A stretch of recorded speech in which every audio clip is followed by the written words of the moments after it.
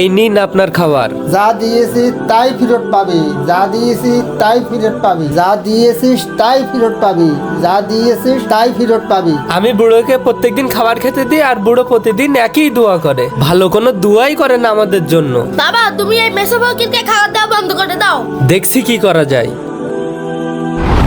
বাবা এই যে মেসো ফকিরের খাবার। দেখি দেখি আমার কাছে আন।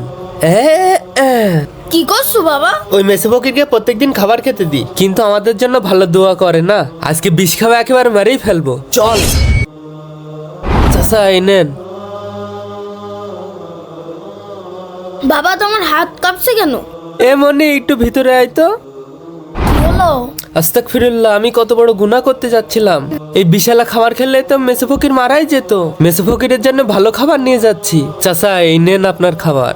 যা দিয়েছিস তাই ফেরত পাবি, যা দিয়েছিস তাই ফেরত পাবি।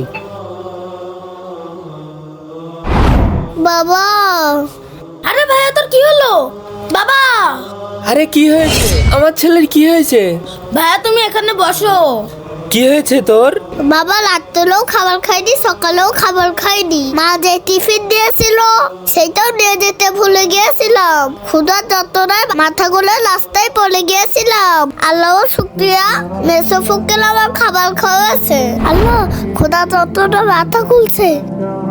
লালা আর খাবার। হ্যাঁ, ছেলেটার কি হলো? এই নাও দাদু, এই খাবারটা খেয়ে নাও।